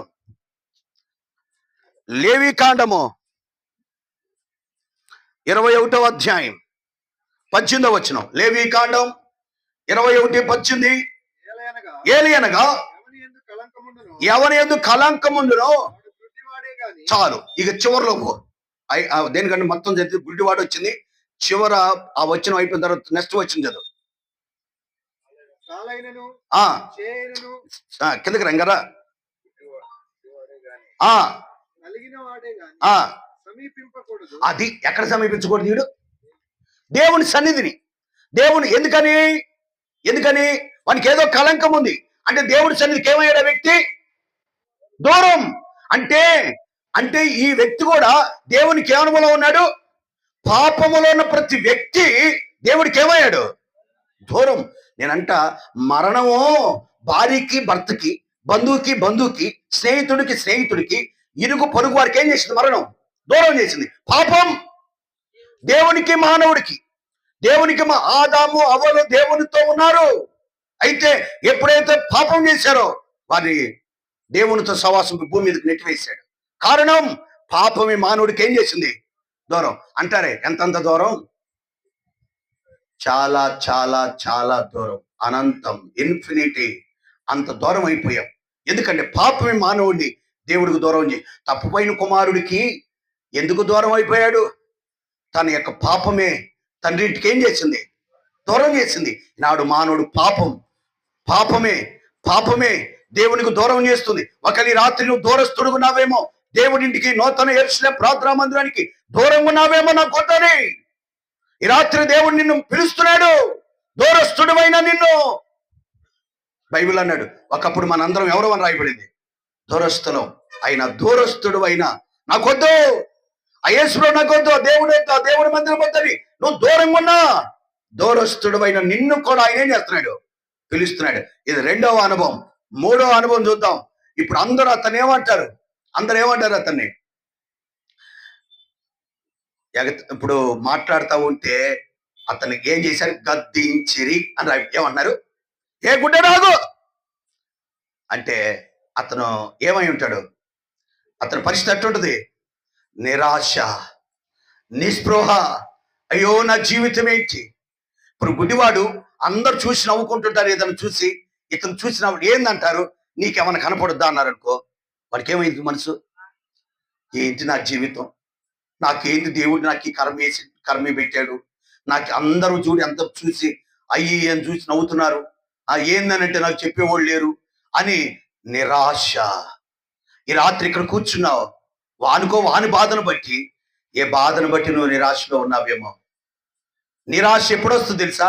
ఇక నా జీవితానికి కళ్ళు రావు, ఈ పిల్లకి పెళ్లి కాదు, ఈ ఉద్యోగం రాదు, ఈ అప్పులు పోవు, ఈ కొడుకు మారడు, ఈ త్రాగుబోతోడు మారడు, ఈ భర్త మారడు అని నువ్వు ఎప్పుడైతే నీ జీవితంలో ఆ అవిశ్వాసం ఇతరం పడిందో అప్పుడు నుంచి నువ్వు నిరాశలో ఉంటావు, నిస్పృహలో ఉంటావు. ఈ వ్యక్తి కూడా నిరాశ, నిస్పృహలో ఉన్నాడు. ఏంటి నా జీవితం? పుట్టుగుడ్డివాడిని, నా జీవితం ఇంతేనా? ఈ రాత్రి నువ్వు కూడా ఏ పరిస్థితిలో నిరాశలో వచ్చి కూర్చున్నావేమో, అది ఏ పరిస్థితిలో నీకు తెలుసు. అయితే ప్రభు నిన్ను పిలుస్తున్నాడు, నిన్ను పిలుస్తా ఉన్నాడు. ఇది మూడో అనుభవం. నాలుగోది చూస్తే అందరు కూడా అతను ఏం చేశారు? గద్దించిరి. ఏం చేశారు? అక్కడ వాడిని గద్దించారు. అంటే గద్దించారంటే ఏం చేసినట్టు? ద్వేషించినట్టు, ప్రేమించట్లా. వాళ్ళు ఎవరు అసలు? ఎవరోళ్ళు? ఏందండి పలకరు? ఎవరండి? మేము ఉన్నాం అప్పుడు అంటారా? యేసు ప్రభు దగ్గర ఉన్నోళ్ళు వీళ్ళు. అసలు వీళ్ళు ఏం చేయాల్సిన వాళ్ళు? ఈ సంఘంలో వాళ్ళు వీళ్ళు. కొన్నిసార్లు మనోళ్ళు రాంది, ఎందుకంటే మనోళ్ళ నుంచి వాళ్ళు రాంది. ఈ రకం ఆ రకం అక్కడ ఉంది. యేసు ప్రభు పక్కనే ఉంటారు, రొట్టెలు పెట్టే తింటారు, చేపలు తింటారు, ఇంకేమనుంటే ఇంటి తీసుకోపోతారు. కానీ ఒక ఆత్మను వాడిని వాడు కళ్ళు ఎక్కేది కాగలేస్తున్నాడు. అయ్యా దా యేసు ప్రభు దగ్గర తీసిపోతా అనొద్దు. వీళ్ళు ఎంతసేపుడు కూడా ఆయన అమ్మడి తిరిగి పెత్తనాలు చేయటమే తప్ప వీళ్ళు బాగుపడే బ్యాచ్ కాదు, బాగుపడినారు వీళ్ళు. అలాంటి వాళ్ళు అనమాట ఈ యేసయ్య అమ్మటోళ్ళు. వీళ్ళు యేసు ప్రభు తెలుసు అనుకుంటారు వీళ్ళు. ఆయన మేమే అంతా అన్నట్టున్నారు వాళ్ళు. అయినా కూడా ఈ దినాల్లో అలాంటి వారు ఉంటేనే సంఘం విస్తరించబడదు. వాడిని కేకలేస్తూ ఉంటే వాడిని గద్దిస్తున్నారు, అంటే వాడిని ద్వేషిస్తున్నారు. ఒకవేళ నిన్ను కూడా నీ కుటుంబంలో వాళ్ళు ద్వేషిస్తున్నారా? నీ కులం, నీ మతం, నీ బంధువులు, నీ స్నేహితులు, నీ ఇరుగు పొరుగు వారు నిన్ను గద్దిస్తున్నారేమో, ద్వేషిస్తున్నారేమో. యేసు ప్రభువారు మాత్రం పిలుస్తున్నాడు. ఆయన ప్రేమిస్తున్నాడు నిన్ను. అమ్మా నిన్ను ప్రేమిస్తున్నాడు, నిన్ను ప్రేమిస్తున్నాడయ్యా. ఈ రాత్రిని ప్రేమిస్తున్నాడు యేసు ప్రభువారు, ప్రేమించి పిలుస్తున్నాడు. ఒకసారట జరిగిన సంఘటన, ఒక ద్వారా అతడు ఆ దినాల్లో వాళ్ళు బానిసలు కొనుక్కునేవాళ్ళట. సంతలో ఈ గేదెల్ని పశువులను కొన్నట్టు సంతలో మనుషులు కొనేవాళ్ళంట పనికి. అయితే ఒక పిల్లోడు వాళ్ళకి అమ్మారు. ఆ పిల్లోడు ఒక్కడే అల్లాడుతున్నాడని ఆ పిల్లోడికి చెప్పాడు, అరే నువ్వు రారా నా ఏమంట అన్నాడట. ఏంది అయ్యగారంటే, ఒకరిని కొందావురా బానిసగా, నువ్వు అక్కడ అల్లాడిపోతున్నావు, చాలా నమ్మకస్తుడు, నేను ప్రభు నమ్మినోడి పిల్లోడు అంటే, సరే అయ్యగారు అని పోయాడు. సంతలో చూసి, చూడరా నీకెవరు కావాలంటే వాళ్ళు కొందాం అన్నాడు. కథ కాదండి ఇది, సంఘటన. అనగానే చూసి ఇదిగో ఇది కొందాం అన్నాడు. ఆ ముసలోడు దగ్గటం గడగడ వణుకుతుంది. ఈడెందుకు రా ముసలోడి, నీకేం చేస్తారు, ఇవాళ రేపు పోయేటట్టు. కాదు సార్ నా మీద, లేదు వద్దు, ఇది రేపు ఈయనకి మనం రోగం చూపియాలా, వానికి పరిచర్య మనం చేయాలి, చచ్చిపోతాడు ఏమో తెలియదు, వద్దు నా మాటినట్టే ఈ ఒక్కసారి కాళ్ళు పట్టుకుంటా. అయ్యగారు ఈ ఒక్కసారి నా మాటిను, నేను ఎప్పుడు ఇటు బతిమాళ్ళ, ఏందినట్టు మందు పట్టు అంటే సరే కొన్నాడండి. ఇంటికి పోయిన కానించి వానికి ఏం వస్తాడు తెలుసా, మందు. ఏ మందు? దగ్గు మందము. మందు ఇస్తున్నాడు, టాబ్లెట్లు ఇస్తున్నాడు, పరామర్శిస్తున్నాడు, ఇడ్లీ టిఫిన్ అన్ని ఏదో ఒకటి వానికి పెడతా ఉన్నాడు, చూస్తా ఉన్నాడు. ఏం చూశాడు అయ్యారు, ఎట్లారా మర్యాదగా చెప్పు, మీ బాబాయా మీ మామయ్య, ఈ రోజు చెప్పబోతు నువ్వు చెప్పు, లేకపోతే నేను ఎంత వద్దన్నా అసలు కొనటం ఏంటి, కొనకంచి వాడికి అసలు సొంత వాళ్ళకి ఇట్ట పెట్టడం ఏంటి, అసలు ఏంది వానికి బట్టలు తీస్తున్నావు, బట్టలు వేస్తున్నావు, దొప్పుడు దొప్పుతున్నావు, అసలు సొంతోడు కూడా ఈ రోజుల్లో సొంత కన్న తల్లిదండ్రులే పిల్లలు చూడట్లే, విశ్వాసులు కూడా చూడట్లా. ఏమన్నా అనుకోని మీరు పేరుకి ఇక్కడ కూర్చోవటమే, ఇంటికి పోతే అసలు వాళ్ళు చూడరు. ఉంటే ఆమన్నా ఉండాలి, నేనే ఉండాలంటది కోళ్ళు. రేపు ఏం కూడా ఇది కోళ్ళు అత్త ఇది, రేపు ఏం పరిస్థితి కూడా అంతే. ఇవాళ చేసిందే రేపు మన తలాపన ఉంటుంది. ఎంత దౌర్భాగ్యమో, ఎంతోసార్లు కంప్లైంట్ ఇచ్చిన వాళ్ళు ఉన్నారు నాకు. ఎందుకు దేవుని భక్తి ఏమింటున్నావు, నీ తల్లి లాంటిది కాదా అత్త, నీ మామ లాంటి వాడు, నీ తండ్రి లాంటి వాడు కదా నీ మామ. చూడరు ఎందుకంటే దేవుని యొక్క శక్తి అరగలేదు, ఏదో వస్తున్నాం పోతున్నాం. ఇక్కడ కూడా ఇప్పుడు ఏం చేయాలని అర్థం కాని పరిస్థితి, సొంత వాళ్ళే చూడట్లేదు. ఎంతమంది వృద్ధుల్ని తల్లిదండ్రులు ఉండగా వృద్ధాశ్రమం చేరుస్తున్నారు. కారణం ప్రేమలు లేవు. అయితే ఈ పిల్లోడు అరే చెప్పు, మర్యాద చెప్పు అంటే, అప్పుడు ఈవిడ అనుకున్నాడట, కొద్ది కోలుకున్నాడు. అప్పటికి కోలుకున్న తర్వాత, అయ్యా ఈరోజు చెప్తాను అయ్యగారు, ఏంటి చెప్పు అన్నాడట. ఇతడు ఎవరో తెలుసా అంటే, మీరు కాదండు, ఇతడు ఎవరో తెలుసా, చెప్పురా అన్నాడట. నన్ను నా ఇంటికి, నా బంధువులకి, నా తల్లిదండ్రులకి, మా ఊరికి దూరం చేసిన దుర్మార్గుడు, వీడికి గుండె గభీలు మంది దేవుడికి ఇప్పుడు దాకా పెట్టిన అన్ని ఏం పెట్టిండ్రు ఈడుకు. అయితే నన్ను కిడ్నాప్ చేసి అమ్మినోడు ఎవడో తెలుసా, ఈడేనండి. వీడు చెమటలు పట్టినట్టు చేయటానికి కొనడోనని. అయితే సార్ మరి ఎందుకు కొన్నవరా, నా దేవుడు ప్రేమ సార్, నేను ఎందుకు ఆ మాటలు కూడా అన్నానంటే మీకు అర్థం కావాలని చెప్పే గాని నేను ఆ మాట అన్నాను. ఆయన నాకు కీడు చేసిన మేలే చేయాలి. మా యేసు ప్రభు ప్రేమ అలాంటిది, ఈయన్ని కూడా ప్రేమిస్తున్నాడు యేసు ప్రభు వారు. ఆ ప్రేమతో నేను ప్రేమించాను, ఆ యేసు ప్రభు నన్ను ప్రేమించాడు. ఆ ద్వారా అన్నాడంట, నన్ను కూడా ప్రేమిస్తాడా. నిన్నే సార్, ఈ దుర్మార్గునే ప్రేమిస్తాడు, నిన్నెందుకు ప్రేమించాడు సార్, యేసు ప్రభు అందరినీ ప్రేమిస్తాడంటే వాడు మారు మనసు పొందే. దీని అంతటి కారణం ఏంటి, ప్రేమ. ఇది నాలో ప్రేమలు లేవు.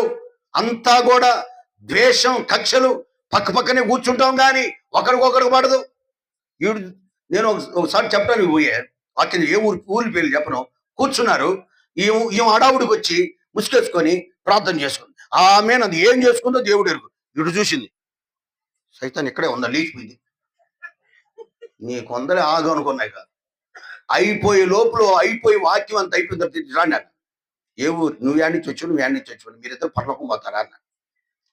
ఏంటిది, ఈ మనిషి ఇవ్వాలంటే ఇక్కడ బానే ఉంది, రేపు 2 మేఘాలు ఏం రావు, ఒకే మేఘం వస్తుంది, మేఘం మీద అందరూ పోవాలి, నువ్వు ఎత్తబడతావా.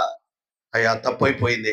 ఏం ద్వేషం, ఏం కక్ష, ఎందుకంటే నిజమైన ప్రేమ ఎందుకు లేదంటే యేసు లేడు లోపట, సైతాన్ లోపల కూర్చొని ఉన్నాడు. అందుకనే ఈ ద్వేషం. ఈ రాత్రి నీ కోడలు నిన్ను ద్వేషిస్తుందా, నీ మావ నిన్ను ద్వేషిస్తున్నాడా, లేకపోతే నీ అత్త నిన్ను ద్వేషిస్తుందా, నీ బంధువులు నిన్ను ద్వేషిస్తున్నారా, అయినా ఈ రాత్రి యేసయ్య నిన్ను ప్రేమిస్తూ పిలుస్తున్నాడు.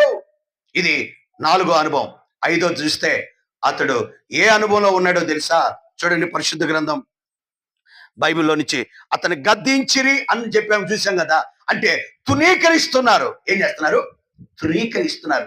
ఒకవేళ నువ్వు కూడా తునీకరించబడ్డావేమో, యేసు ప్రభువారు కృంగిపోయి ఉన్నావేమో, తునీకరిస్తున్నారని యేసు ప్రభు ఈ రాత్రి నిన్ను పిలుస్తున్నాడు. ఆ గురుడివాడిని పిలిచిన దేవుడే ఈ రాత్రి ఇక్కడికి వచ్చిన నిన్ను కూడా పిలుస్తున్నాడు. బాగు చేయాలని, నిన్ను పరిష్కరించాలని, నీకు మేలు చేయాలని, నిన్ను ఆ రాజ్యానికి వారసుడిగా చేయాలని, ఆయన దగ్గరికి రావాలని, ఆయన సన్నిధిలో నువ్వు కనపడాలని ఆయన నిన్ను కోరుకుంటున్నాడు. ఆయన నిన్ను కోరుకున్నాడు. ఈ గుడ్డివాడు కూడా తర్వాత ఎక్కడ కనపడ్డాడు? ఆయన సన్నిధిలో ఆయనతో ఉన్నాడు. ఈ రాత్రి నువ్వు కూడా ఆయన సన్నిధిలో ఉండాలని ఈ రాత్రి నిన్ను కూడా పిలుస్తున్నాడు. అంతేకాని నీ సొమ్ము, నీ ఆస్తిని దేవుడు తీసుకోవాలని కాదు. ఇది 2వ అనుభవం. మూడోది చెప్పి నేను ముగించేస్తాను.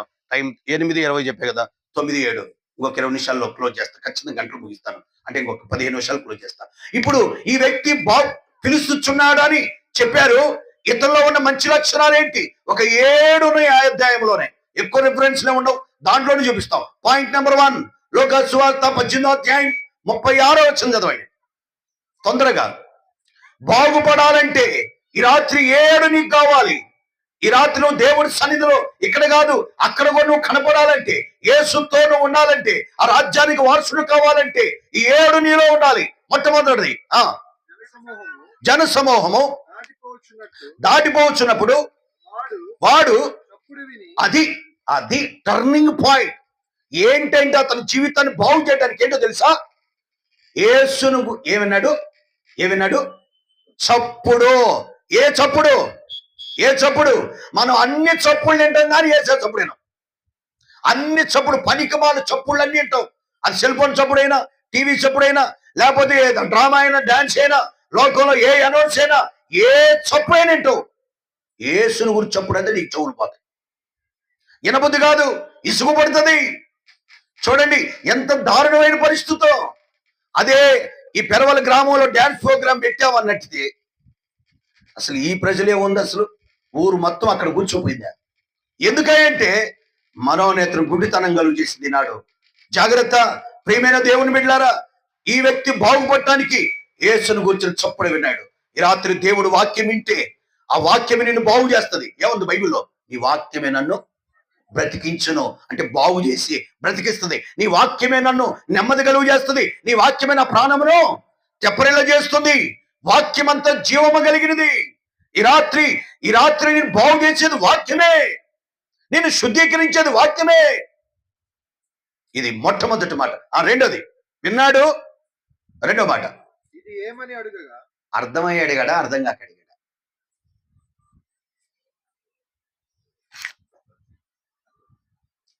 చదవటం పొరపాటు ఏందండి వాళ్ళ నయం వచ్చి తెలివిగా చదవట్లేదు, నేను ఒక్కనే కూర్చొని ఇక్కడ నాకు అప్పచెప్పినట్టు బాధ్యత అన్నట్టున్నట్టు. ఎందుకని? తెలిసిందా? తెలియక అడిగాడా? తెలిసి అడిగాడా? తెలియక అడిగాడు. ఎందుకని? ఏమి లేవు, కళ్ళు లేవు, శబ్దం వినపడుతుంది కానీ కళ్ళు లేవు. కానీ ఇది ఏమి అని అడిగాడు. అడిగితే వాళ్ళు ఏం చెప్పారు? వారు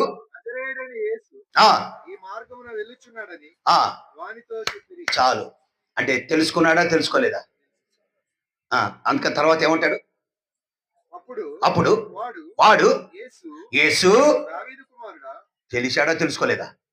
ఎప్పుడు తెలియదు, ముందు అడిగి. అందుకని నిర్గమాకాండం ఇర్మియా గ్రంథం 6:16 ఏముంది? 6:16 యెహోవా ఇలా సెలవిస్తున్నాడు, మార్గములో నిలిచి చూడుడి, పురాతన మార్గం గురించి విచారించి తెలుసుకొని మేలు కలుగు మార్గం ఏదో అడిగి తెలుసుకో. ఏం అడిగితే తప్ప, అడిగమని అతిగా అడగకూడదు. రెండున్నాయి దీంట్లో. ఇప్పుడు నేను పెరవలకు ఒక 20 సంవత్సరాల క్రితం శ్రీనివాసరావు గారు ఉన్నప్పుడు ఒకసారి వచ్చాను. అప్పుడు సేవకుల మీటింగ్ వచ్చామంతప్పుడు. అయితే అప్పుడు నేను తాడువై నుంచి వచ్చాను సేవకుల మీటింగ్. అయితే తర్వాత ఇప్పుడు నేను ఒక్కడిని వస్తున్నాను అనుకో, అడగొచ్చు, బస్ స్టాండ్కి వెళ్ళా, అడగొచ్చు. ఏమని? సార్ మరి పెరవలి పోవాలంటే ఏందని అడగొచ్చు కానీ అతిగా అడగటం అంటే ఏం తెలుసా? ఒకడు పోయాడు, సార్ డ్రైవర్ని అడిగాడు, ఈ బస్సు పెరవలి పోద్దా సార్ అని. పోద్దా అన్నాడు. చాలదా? చాలు. అయినా వీడికి అనుమానం ఎక్కువ. కండక్టర్ని చూశాడు. సార్ ఈ బస్సు మీరేనా? అవునయ్యా. పెరవల్ బాధ్యత నేనేనయ్యా, పోద్దాను చాలదంట. కూర్చున్నాడు. కూర్చోగానే ఈ పక్క సీటోడు ఒకడున్నాడు. నువ్వు ఇది పెరవల్ బాధ్యా అని. అవునయ్యా నేను పోయేది అక్కడికేనయ్యా. నువ్వు చాలదా? ముందు సీట్ ఆయన ఉండు. సార్ ఇది పెరవల్ బాధ్యత. అవునయ్యా. ఇంతవరకు బొంగోళ్ళు అయిపోయి ఆడోళ్ళు అట్టున్నారు పక్క సీట్లు. వాకో వాక నేను కాదు అక్కడ నువ్వు వచ్చు. ఆవిడ పిలిచాడు. ఏందని? పెరవలేని ఇది పోయేదా. ఆ బస్సు ఫుల్ టైట్గా ఉంది. లాస్ట్ బస్సు అనమాట. ఇక చూడు ఈ కేకలు తట్టుకోలేక సెమట తట్టుకో ఒకరు కాదు ఆమె ఇంకొక అడుగుతుంటే బస్సు పోయింది ఆమె. డ్రైవర్ కండక్టర్ పరిగెత్తుకుని ఏంటంటే ఈవిడెవరో మా అమ్మాయిని తిట్టండియ్యా, ఇది ఏది కర్మ. డ్రైవర్ అని పనికి మానవాడు నీకేం చెప్పే? పెరవలు పోయేది నేనే డ్రైవర్ నాన్న, నేను నాశనం పోతాను అట్లా. ఒరే కండక్టర్ అటు నుంచి వచ్చిండు. అరే నీకు చెప్పాక నేనే కండక్టర్ అని. ఇక మేమే అడిగిపోతాం, నీకేం పట్టింది పోయే కాలం. ఇది వీళ్ళందరూ మా మైండ్ ఏం లేచి నా మైండ్ తట్టి నిశ్చేస్తాం అనుకున్నా. ఎందుకు ఆయన ఆయన ఇది చూడు గందరగోళం. ఏంది ఇది? అతిగా అడగకూడదు. అతిగా అడగటం కదా ఇది. హీరో ఒక రోజు వచ్చిండు ఒక ఆయన. పాస్టర్ గారు ఒక డౌట్ అడుగు చెబుతాయి. ఏందో చెప్పాను. అసలు ఆ పండు తినేటప్పుడు దేవుడు అడ్డం రాకూడదా అండు. నువ్వు అడ్డం రాపోయి దరిద్రం పోయకూడదు. ఏది పనికిమాల ప్రశ్నలు కాబట్టి ఏమన్నా ఉందా? దేవుడి ప్రశ్న చక్కు నీకుందా? నువ్వు అడ్డం రాపోయో నువ్వు అడ్డం రాపోయో పోయేవాడు. ఈ దేవుణ్ణి అడుగుతావా? ఆయన చెప్పాడు, షరతు ఇచ్చాడు, సస్తం అన్నాడు, సావు అన్నాడు. నేను చెప్పాను ఇష్టం ఏది మంచో చెప్పాడు కదా వివరంగా. అడ్డం ఇంకొకటి అంటాడు ఇత్తనం ముందా చెట్టు. నేనన్నా నువ్వు ఎప్పుడు ముందా? చెట్టే ముందు అయితేవి ఇత్తనం ముందు అయితే నీకెందుకురా నాయన? నువ్వు దినాల్సిన పటపొగలు కొట్టుకుంటున్నావు కదా. అది యార్రది ఎందుకు నీకు ఇవన్నీ ఈ అతి ప్రశ్నలు? చెట్టు ముందో ఇత్తనం ముందు ఏంది ఇది కాదు. నీ బతుకు ఎప్పుడు పోతావో తెలియదు. క్షణికమైన బ్రతుకు ఎప్పుడు రాలిపోతావో తెలియదు. నా బతుకేంటి, నేను ఎందుకు పుట్టా, ఎక్కడ పోవాలో, చస్తే నా గతేంటి, నా గమ్యం ఏంటి, ఇది ఎరుగు నాయన. ఇవన్నీ నీకు అవసరం లేదు. అందుకని దైవజన్ భక్తి సింగ్ గారు ఎవరికి ప్రశ్నలకు ఆన్సర్ చెప్పారు. ప్రార్థన చేసుకో, నీ కూడా దేవుడు జీవితం పోవాలి. ఎందుకంటే ఒకటాడు వీడు తెలియక అడగటం కాదు, విమర్శించాలని.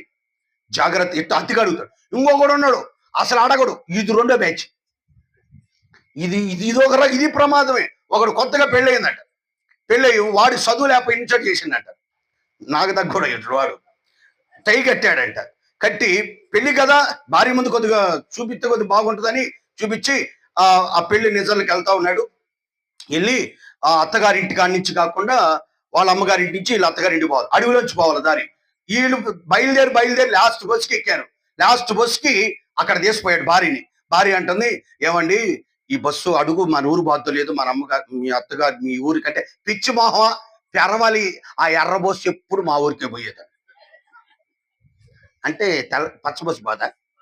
కొన్నిసార్లు చెడిపోతే ఎర్రదో పచ్చదో ఏదో నీ మొఖాన్ని ఏదో ఒకటి యాత్రలు అయిపోతే ఊరుకోరు. డిపోన్ చేసామయ్యా బస్సు చెడిపోయింది పెరవానికి, ఏదో ఒకటి అయ్యా ఎర్రదో తెల్లదో అంటాడు. అంటే ఇదంటే నేను పుట్టిన కానీ ఎర్ర బస్సు ఎక్కువ కూర్చుండు. అది లాస్ట్ బస్సు. ఇక చూడండి చెమట గెక్కి ఎక్కడో అడవిలో ఆగింది. ఆగి కండక్టర్ అడిగాడు, చెప్పండి సార్ అని. కొట్టో అన్నాడు. ఏది కొట్టేదిరా నా మైండ్ తినబాకరా, ఏం కొట్టమంటారు అంటే కొట్ట ఎప్పుడు పోయేది ఎర్ర బస్సుకి అక్కడికే. ఏం ఎర్ర బస్సురా, ఏ ఊరికి ఇది ఏదంటే పెరవలండి. వరేది పెరవలు కాదురా, వలివేరు పోతుందండి. కాదు సార్ ఎర్ర బస్సు. అరే నువ్వు మైండ్ తిన్న ఎర్ర బస్సు నల్లపోసిందిరా, తెలియకపోతే ఏం చేయాలా? అడుగు, ఒక మాట అడుగు. ఏముంది సార్ ఇది పెరవలు పోద్దా ఏందా అని అడుగు. అంటే ఈ భార్య ఈ పనికిమాలినోడికి చెప్పా కూడా. అడుగురా అంటే పుట్టినగా ఎర్రబస్సు మా ఊరి అన్నాడు. దిగు. అందరు నవ్వి దించారు అడవిలో మధ్యలో. ఎందుకే కర్మ? తెలియనప్పుడు అడుగు. ఈ గుడ్డివాడు ఎంత మంచోడు. తెలియకేం చేశాడు? అయ్యా ఈ శబ్దం ఏంది, నీకు తెలియదు వాక్యం అడుగు. అయ్యా యేసు ప్రభు ఏంటి, ఎందుకు ఇప్పుడు మేమున్నాం, మాకు తెలియదు. యేసు ప్రభు ఎవరో తెలియదు. మా లెక్కలో మా పూజా పురస్కారం చేసిన తెలియక సత్యాన్ని తెలుసుకోవడానికి యేసు ప్రభు ఏంటి అని చెప్పారు, విన్నాం, నిజమే, ఇది వాస్తవమే తెలుసుకున్నాం, నమ్మాం. అడగడంలో తప్పేముంది? లోకంలో సామెత అడగకపోతే అమ్మేనా? నువ్వు మా అమ్మ అడగకుండా పెట్టిందా? నువ్వు ఈ రివర్స్ సమాధానం వద్దు, జనరల్ సమాధానం అనమాట. అడగాలి, అడిగి తెలుసుకో. కాబట్టి ఈ వ్యక్తి బాగుపడటానికి రెండోది అడిగి తెలుసుకున్నాడు. మూడోది వచనముల చివరి మాట చూడండి, లూకా సువార్త 18వ అధ్యాయం, ఇక పైపైన చూసేద్దాం చూడండి. టైంలో 18వ అధ్యాయం 3వ మాట, బాగుపడటానికి విశ్వాసం. విశ్వాసం ఆ మాట మీకు చూపిస్తాను. లూకా సువార్త 18వ అధ్యాయం 42. యేసు చూపు పొందుము, విశ్వాసం ఏం చేసింది? బాగు చేసింది. మూడోది విశ్వాసం. ఇందాక చెప్పా, అవిశ్వాసం గుడితనం కలుగు చేసింది, విశ్వాసం మనోనేత్రం వెలిగించింది. ఈ రాత్రి నువ్వు బాగుపడాలంటే నీ విశ్వాసమే, నీ విశ్వాసమే. ఈ రాత్రి విశ్వాసం ఉంచు. యేసు ప్రభునందు విశ్వాసం ఉంచితే నువ్వు బాగుపడతావు. నీ కుటుంబం బాగుపడుతుంది, నీ బజారు బాగుపడుతుంది, నీ ఊరు బాగుపడుతుంది, నీ బంధువులు బాగుపడతారు. ఈ రాత్రి విశ్వాసం ఉంచు ప్రభునందు. ఈ గురుడివాడు ఎవరు ఎందు విశ్వాసం ఉంచాడు? మనుషుల ఎందు కాదు, కులం ఎందు కాదు, మతం ఎందు కాదు, ఎవరు కాదు, తన దగ్గర ఉన్న వాళ్ళ అందు కూడా కాదు, యేసయ్య మీదనే ఉంచాడు. నువ్వు కూడా చర్చికి వచ్చేవాళ్ళ మీద కాదు నమ్మకం, ఎవరి మీద?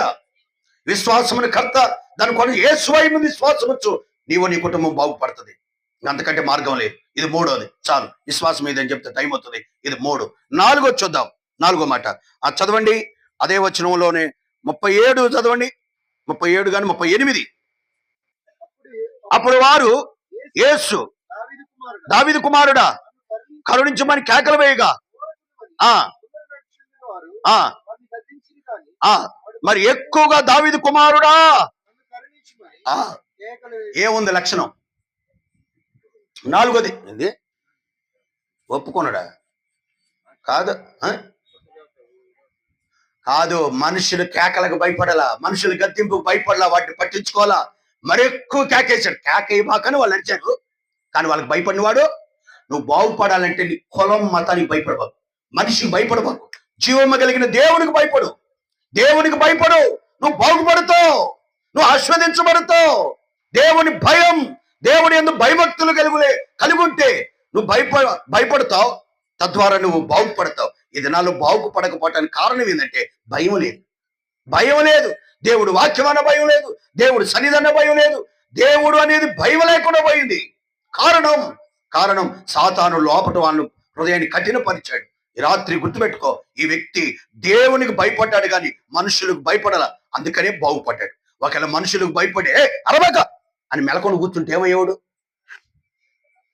భయం పోయేదా? గుడ్డోడు కానీ ఉండేవాడు. రైట్, ఎవరు బాగా చెబుతున్నారు మొత్తానికి. కాబట్టి అందుకని అంతే పోయి నువ్వు కూడా మనుషులకు భయపడి వాళ్ళు ఏమంటారు వీళ్ళు ఏమంటారు. మొట్టమొదట్లో మా బంధువులందరూ కూడా మా ఇంట్లో మా అమ్మని దేవుని రక్షించాడు. అయితే అందరూ కూడా రకరకాలు మాట్లాడారు, ఎవరిని పట్టించుకోలేదు. నేను మా తమ్ముడిని, అప్పుడు మా నాన్న రక్షణ రాలేదు కానీ మమ్మల్ని వద్దలేదు. మేము మాత్రం అచ్చంపేట నుంచి, మా సొంత ఊరు అచ్చంపేట, మేము కోసూరు మందిరానికి వచ్చాం. అచ్చంపేటలో లేదు అప్పుడు. అయితే ఒకరితో మాకు అనవసరం ఏమన్నా అనుకోనాను. తర్వాత మా అమ్మ ద్వారా దాదాపు 400 మంది హిందూ ప్రజలు నమ్ముకున్నారు. అక్కడ దేవునికి మందిరం స్థలం ఇచ్చి అక్కడే మందిరం కట్టారు. కాబట్టి ఇప్పుడు దాదాపు 500 మంది సంఘం అచ్చంపేట. కాబట్టి 3 అంతస్తుల మందిరం. అంతగా ఆశ్చర్య కారణం ఏంటంటే దేవుడు ఒక్క ఆత్మను దేవుడు సిద్ధపరిచాడు. దాని ద్వారా అదే ఆమె మనుషులకు భయపడి, కులానికి భయపడి మెలకొని కూర్చున్నట్టయితే ఏమయ్యేదో. అంటే దేవుడు ఇంకొకరిని ఏర్పాటు చేసి కాదని కాదు, కానీ భయపడకూడదు. బాగుపడింది ఆమె ద్వారా, మేము బాగుపడ్డాం, లేకపోతే ఎక్కడ పాడైపోయేవాళ్ళం. ఈ రాత్రి నువ్వు బాగుపడాలంటే మనుషులకు భయపడబాకు, దేవుడికి భయపడవు. ఇది 8వది. 4వది. 5వ మాట మార్కు సువార్త 10వ అధ్యాయంలో ఇదే మ్యాటర్ ఉంటుంది. అక్కడ చూద్దాం, కొద్దిగా విషయాలు ఉంటాయి అక్కడ. మార్కు సువార్త 10వ అధ్యాయం 49వ వచనం 50వ వచనం చదవండి. అప్పుడు యేసు నిలిచి వాని పిలువుడని చెప్పగా పిలిచి ధైర్యం తెచ్చుకొనుము, ఆయనను పిలుచుచున్నాడు, లెమ్మని వానితో చెప్పి అంతటి వాడు బట్టన పారవేసి. అది అతడు బాగుపడటానికి 5వ కారణం ఏంటి? పారేయాల్సింది పారేసాడు. ఏందది? ఏ బట్ట? ఏ బట్ట? మురికి బట్ట. ఏ బట్ట? పాపపు బట్ట. ఏ బట్ట? అది సారాయి బట్టు, చుట్టు బట్టు. బట్ట అంటే తిట్టడం కాదండు. అది ఏదైనా కానీ పాత జీవితం, ప్రాచీన స్వభావం, అడుక్కునే జీవితం అంటే పాత జీవితం పారేసాడు. ఈ రాత్రి ఏ పాపమో, ఏ పాత స్వభావమో దాన్ని విడిచిపెడితే నువ్వు బాగుపడతావు. అది ఎడవనంత కాలం నువ్వు బాగుపడవు. అంతే. అతను ఎంట తెచ్చుకుంటానలా దాన్ని ఏం చేశాడు? పారేశాడు. ఈ రాత్రి ఏది పారేయుట, తీసివేయుట, ఏది తీసివే నీ హృదయంలో ఉందో దేవుడికి ఇష్టంగా అంది, మురికిది, పాతది, పనికిమాలింది, వ్యర్థమైంది నీ హృదయంలో అయ్యి ఉన్నాయో ఈ రాత్రి తీసేస్తే నువ్వు బాగుపడతావు. తీసేయకపోతే డాక్టర్ దగ్గరికి వెళ్ళాడు. డాక్టర్ అన్నాడు, అయ్యా ఈ చెడు అలవాట్లు ఉన్నాయా, ఇవన్నీ తీసేసుకుంటే నువ్వు బాగుపడతావు, లేకపోతే నువ్వు సస్తవు అంటాడు. ఈ రాత్రి ఏ పాపము నీలో ఏళ్తుందో దాన్ని తీసేసుకో. ఇది 5ది. 6 అక్కడే వచ్చింది చదువు. 50. దిక్కున లేచి యేసునొద్దకు ఆలస్యం చేశాడా? ఈ రాత్రి బాగుపడాలని ఎక్కడ రావాలి? దేవుడి సన్నిధికి రా, దేవుడి సన్నిధికి రా, ఆయన యొద్దకు రా. లోకంలో బాగు చేయగలిగిన వాడు యేసుక్రీస్తు తప్ప ఎవరు? ఏముంది? మార్కు 7:37 ఏముంది? ఈయన సమస్తమును బాగుగా చేసే దేవుడు. నిన్ను బాగు చేయటానికి వచ్చాడు యేసు ప్రభువారు, నిన్ను చెడగొట్టడానికి కాదు. ఈ కోడికలు ఈ గ్రామాన్ని బాగు చేయటానికే, ఈ రాత్రి మీ కుటుంబాలు బాగుపడటానికే, ఈ చుట్టుపక్కల ఉన్న వారు బాగుపడటానికే తప్ప మీ కుటుంబాలు పాడుగాటానికి కాదమ్మా. మీ పిల్లలు మీరు బాగుపడాలని యేసుక్రీస్తు యొద్దకు రండి, దేవుడి సన్నిధికి రండి. ఈ వ్యక్తి వాళ్ళు పిలిచారు, నేను రాను అంటే ఏమయ్యేవాడు? మణిబాబానా ఏమయ్యేవాడు? వాడు అంతే తెచ్చేవాడు, బాగుపడకుండా పోయేవాడు. పిలవటంతో దిగ్గున ఆలస్యం చేయలా. ఇదే అనుకూల సమయం, ఇదే రక్షణ దినం. ప్రభు యొద్దకు రండి, ప్రభు సన్నిధికి రండి, మీరు మీ కుటుంబాలు బాగుపడును గాక. ఇది 6. లాస్ట్ మాట చదువుదాం, ప్రార్థన చేసుకుందాం. చివరి వచ్చిన చదువయ్యా. యేసు ఎంత మంచి దేవుడు అండి. యేసు ప్రభువు కూడా చాలా ఉన్నాయి లక్షణాలు. దాంట్లో నేను అది చెప్పడానికి టైం లేదు, కానీ యేసుక్రీస్తు వారు చేసింది ఏంటో తెలుసా? ఒక గుడ్డివాని కేక చదువు. నీకేం కావాలని అడగ్గా బోధకుడా 7వ లక్షణం ఏంది వాళ్ళు? అది ఏంది? ప్రార్థన. ఆయన అడుగుతున్నాడు ప్రార్థన. నిన్ను బాగు చేసేటో తెలుసా? నీ కుటుంబాన్ని బాగు చేసేటో తెలుసు ప్రార్థన. నా జీవితంలో, నా సేవా జీవితంలో ఈ 27 సంవత్సరాలు నేను గురజాల పోయి ఇప్పుడు 18వ సంవత్సరం. అనేక మంది సేవకులు అన్నా మీ సీక్రెట్ ఏంటి? ఏమీ లేదయ్యా, ఒకటే స్తోత్రం. నాకు ఏ పరిస్థితి వచ్చినా నేను దానియేలు గ్రంథంలో ముమ్మారు ప్రార్థన అన్నట్టు ఉదయం మధ్యాహ్నం నేను ఆయన పులిపీఠం దగ్గరికి వెళ్ళి, బలిపీఠం అక్కడికి వెళ్ళి బోర్ని ఏడ్చి ప్రార్థన చేయడం తప్ప నాకేమీ చేత కాదు. ప్రతి సమస్యకు పరిష్కారం ఆ ప్రార్థనని ఎరిగాను. మా తల్లి ద్వారా నేర్చుకున్న కన్నీళ్లతో ప్రార్థన. అయితే ఆ కన్నీళ్లతో కూడా ప్రార్థన తప్ప నాకేమి చదువు, ఏదన్నా పోయి ఏడవటం తప్ప, అయ్యా నువ్వు తప్ప నాకెవరు లేరు, నీ సేవకు వచ్చా, నువ్వే నాకు సాయం చేయంటే ప్రతి మోయబడిన ద్వారాన్ని తెరుచుకుంటూ దేవుడు ముందుకు నడిపిస్తున్నాడు. నా సీక్రెట్ ప్రార్థన ఏం చెప్పాను, అంతకు తప్ప ఏమీ లేదు. మీ అందరికంటే నేను తక్కువ అని చెప్పాను. నేను నన్ను అడిగిన వారికి చెప్పే సలహా అంతకు తప్ప మీరు కూడా అదే చేయండి. ప్రార్థన. ఎన్నో పరిస్థితులు వచ్చినాయి, ఎన్నో సమస్య వచ్చింది, ఏ వచ్చినా ఆయన పాదపీఠమే నక్షాలండి. నాకే కాదు, నీకేనా నాకేనా అందరికీ ఆ దేవుడే. ఇప్పుడు ప్రార్థనే మనల్ని, మన కుటుంబాలని, సమాజాన్ని బాగు చేసేది ఏంటి? దైవజనుడు భక్తి సింగ్ గారి యొక్క ప్రార్థన జీవితమే ఎన్నో కుటుంబాలు, సంఘాలు బాగుపడినాయి, అనేకులు ఏర్పడినారు. కారణం ప్రార్థన. కాబట్టి రాత్రికాల సమయంలో నీవు కూడా ప్రార్థన చేస్తే, ఇది విశ్వాసులకి, కొత్తగా వచ్చే వారికి ప్రార్థన ఏంటంటే, యేసు ప్రభువా నేను పాపిని, యేసు ప్రభువా నా పాపములు క్షమించుము అని చిన్న ప్రార్థన చేస్తే ఏమవుతావు? నేనంట ఓ గుడ్డివాని కేకకి ఏమయ్యాడు యేసయ్య? నిలిచి, ఏమయ్యాడు? నిలిచి చూచి మాట్లాడి, నేను నీకేమి, ఈ రాత్రి మీకు కూడా ఏమడుగుతున్నాడు? మీకేం కావాలి? నా వల్ల మీకేం కావాలి? మీకేం సాయం చేయాలని ఈ రాత్రి మిమ్మల్ని కూడా అడుగుతున్నాడు దేవుడు. అడుగుతుంటే మీకు కావాల్సింది మీరు చెప్పండి. ప్రభు నీకు సహాయం చేయలేదాక అయితే పాపాలు ఒప్పుకో, యేసు ప్రభు నీ పాపాలు క్షమిస్తాడు, నీ పాపాలు క్షమిస్తాడు. ప్రభు క్షమించడానికి సిద్ధంగా ఉన్నాడు. ఒకవేళ పాపం ఒప్పుకోకుండా అంతే ఉంటే నీ పాపం నేనేం చేస్తుంది? పట్టుకొని మరణానికి తీసుకోబోతుంది. ఈ రాత్రి నిన్ను పిలిచి రేపు మంది కాదు, ఈ రాత్రి మంది. ఒప్పుకోకపోతే నిన్ను పట్టుకుంటుంది. ఈ మాట చెప్పి నేను ముగిస్తున్నాను. ఏమనుకోబాకు, ముగిస్తున్నాను అంతే నడిపిస్తున్నాను పక్కండి. ఒక మాట చెప్తా, ఎట్ట పట్టుకుంటుందో పాపం. ఒక ఊర్లో 2 నిమిషాలు ముగిస్తా. పెళ్లి జరుగుతా ఉంది. తెల్లవారుజామున పెళ్లి. అందరూ 5 స్టేర్లు పనుకున్నారు. కింద ముసలం ఉంది. అమ్మన్నారు, అమ్మ నువ్వు పనుకో, ఏం కాదు నేను త్వరగా మేము లెగుస్తాము, మమ్మల్ని కొద్దిగా మెలుకొచ్చి రేపు అన్నారు. 12-1 దాకా పని చేశారు. అందరు ఎక్కడో అక్కడ నిద్రపోయారు. ఈ ముసలం కూడా లైట్ ఆరి పనుకుంది. అయితే 2 దొంగలు వచ్చారు. లైట్ కరెంట్ కట్ చేసేసారు. తర్వాత ఫోన్ కూడా కట్ చేసేసారు. మొత్తం బీరువాళ్ళని కూడా తాళాలు తీసే ఉన్నాయి, మొత్తం తీసుకున్నారు. ఈ ముసలమ్మ నిద్రపోయింది, బాగా కర్రడ్డ పెట్టుకుంది, మంచం మీద పనుకొని ఉంది. అయితే ఈ పోతా ఈ మంచాన్ని కర్రను తగలటం ఓడిపోయి మంచం ముసలి మీద పడ్డాడు. పట్టంతో ఓ లేచింది. ఊరు నాయన పైనుంచి మొత్తం లేచారు ఒక్కసారిగా లైట్ లేచి. వీడు ఏం చేయాలో అర్థం కాదు. ఆ దినాల్లో మంచాలు ఎట్లుంటాయంటే మంచం చిన్నది, దుప్పటి కింద కొట్టదు, ఇట్లుంటది.